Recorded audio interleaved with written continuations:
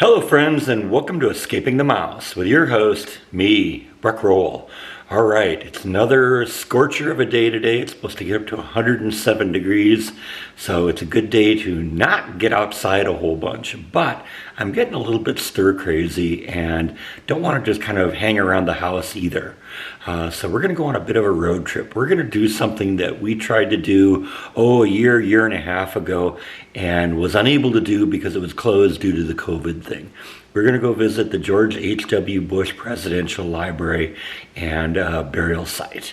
Now, like I said, last time I went there, it was closed because of COVID. We did get to see the graveside, but I do want to go visit the library itself. Presidential libraries are pretty cool, and I haven't been to this one, and it should be good trip. So let's head to College Station, Texas.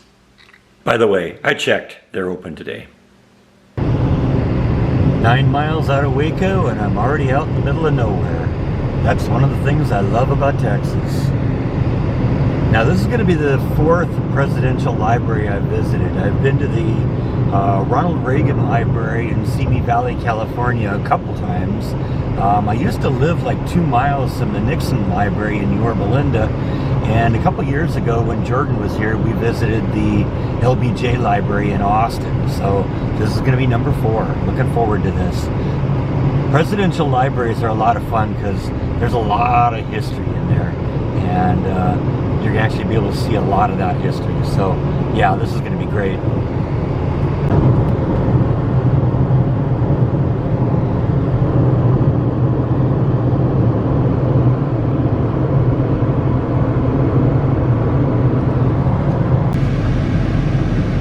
That is one big tank. All right, Texas A&M University. We are almost there. All right, we're here. It's been a while since I've been here, and actually looks like they're expanding the area a little bit here. So might have to come back at some point and see what else they're adding here. But let's go in.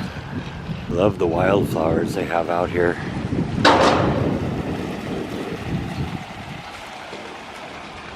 All right, we're in the main rotunda here. Right off the bat, they have a bunch of pictures of George H.W. Bush as a young man when he went to Yale. He was a senator at one point.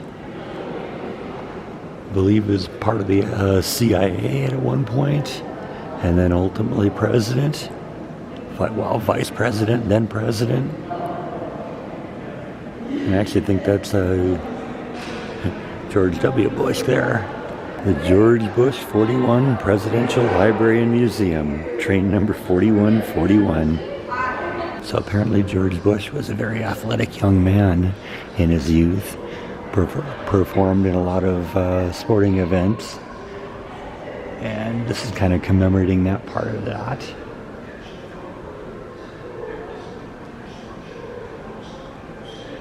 Apparently he liked going to Aggie football games, and that was part of the reason why it was decided to put the library here.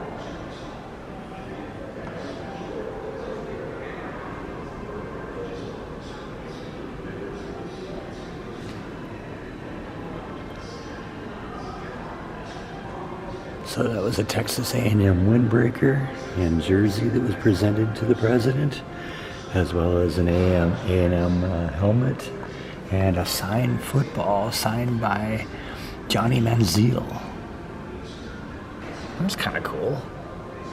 So here we have a bust of the former president, George Herbert Walker Bush, son of Prescott and Dorothy, brother of Prescott Jr., Nancy Jonathan, and William, graduate of Phillips Academy, Navy pilot, husband of Barbara, father of George Walker, Pauline Robinson, John Ellis, Neil Mellon, Marvin Pierce, and Dorothy Walker.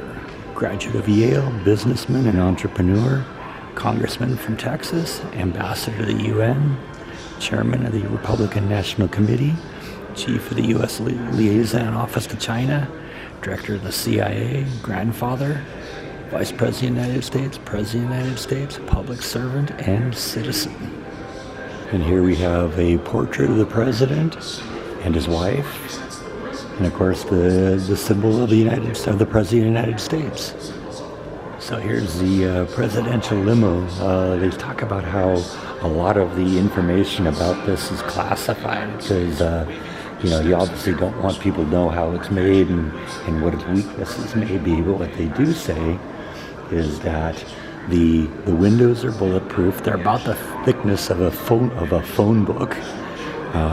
It has self-healing gas tanks. It has its own sustained oxygen supply inside.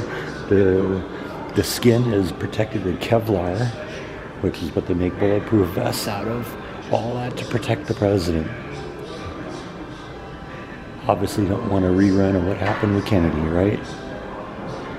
Yeah, we're way past the days where you have an open-air limousine. That's just too much of a target.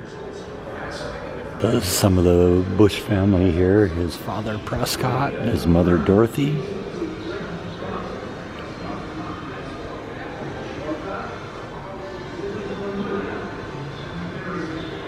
I didn't know this, but his father was 6'4" tall, very imposing man. That's what he said. What the president said is it was a very powerful influence on his life. Yep, he looked like he was a big fella. A lot of stuff about the Bush family here prior to the president and ultimately his son. And those are supposedly Barbara Bush's pearls. I guess they were made by famed jeweler designer Kenneth J. Lane. So according to the little plaque below this, it says this 1944 TBM Avenger is a gift of Mr. and Mrs. Jack Guy of Atlanta, Georgia. Mr. Guy was a fellow member of the VT-51 squadron with George Bush during World War II. That's not actually the plane he flew, I guess, but it's one very similar to it. Let's kind of wander around this thing, get a good look at it.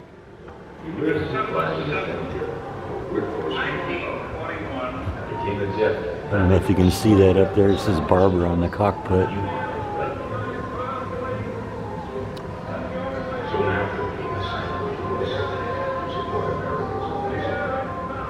Now, this little exhibit here is telling a story about one time, one of the missions that George Bush went on during World War II. Apparently there'd been an earlier mission to knock out some radio towers, and the mission failed. And so they went back to hit it again, and during the attack, the president's plane was hit and began catching on fire. Now, apparently the president managed to complete the mission and take out the towers. And by the time he finished that, the airplane was on fire really seriously, and he ordered the two other men that were on the plane to bail out. They did and didn't survive the attack, and the president brought the airplane down into the ocean and ended up floating around for a couple hours before being rescued. Here's another view of that airplane from a little higher. There's got a little bit of a platform here. You can see that the plane clearly was capable of handling a crew of 3. You got the cockpit there that the pilot would be in, and then two sections in the back there that would obviously hold additional crew members.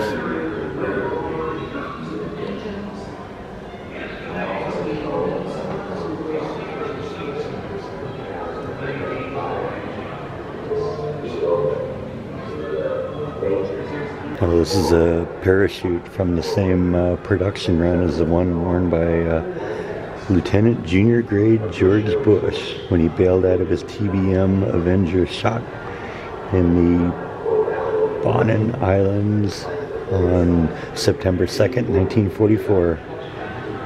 Alright, this is a flight suit that belonged to J.C. Kroom, the instructor who taught George Bush how to fly. Apparently, his nephew donated it to the library, and in this case, the president sent a thank you note to the nephew, thanking him for the gift. It says there, I was up at my library the other day and saw there was an A.C. Kroon flight suit What a magnificent present, something the library will always treasure, and something that brings back for me many happy memories. Your uncle was a great pilot and a tough taskmaster, but I think I owe a lot of my survival in the war to his teaching. Thank you so much for your thoughtfulness. Warm regards, George Bush. That's one of the patches from the President's flight group. The VT-51 Avenger Group. This ID bracelet was given to George Bush by Barbara Pierce. I think that was Barbara Bush's maiden name. In 1942 when he joined the Navy. The inscription on the back says Love Bar.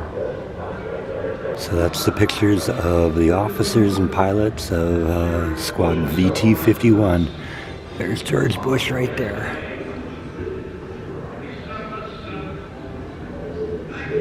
That's the camera, the K-20 aerial camera used by Lieutenant George Bush on some of his first missions in the Pacific, when he handled photographic assignments along with a camera case and film canisters.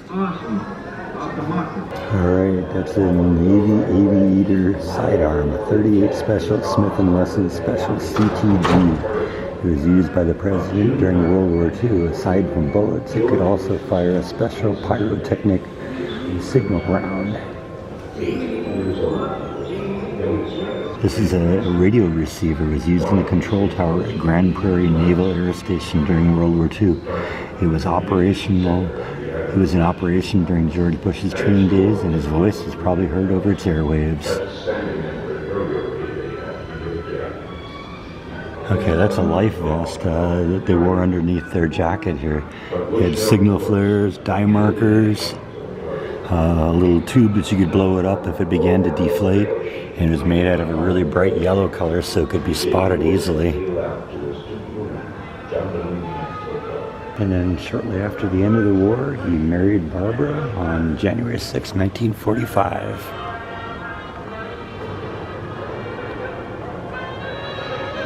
That's a photo of him dancing with his mother at the ceremony. There's the whole wedding party. That's a replica of Barbara Bush's wedding dress.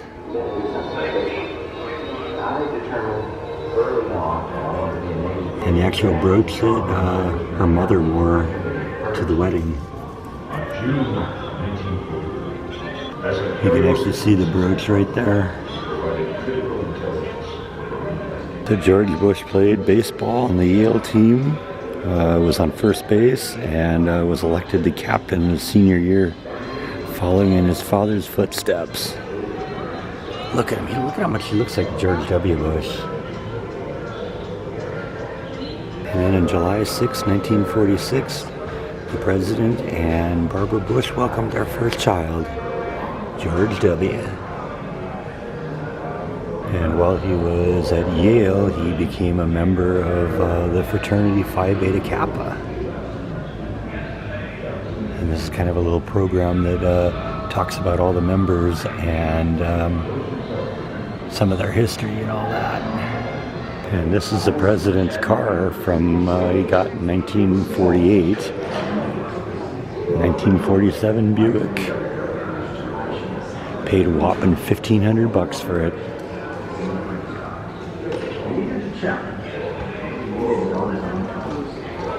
Next, he had to get a job to support his family. He was a business major, but decided to get into the oil field after moving to Odessa, Texas. That was a big business in that time, and he basically learned the job from the ground up. Everything from sweeping the floors to painting the oil equipment. That was a paycheck stub of his in 1948, $221 after taxes.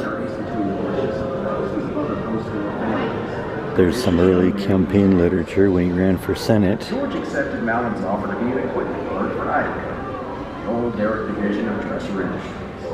Basically, he started off trying to support Barry Goldwater.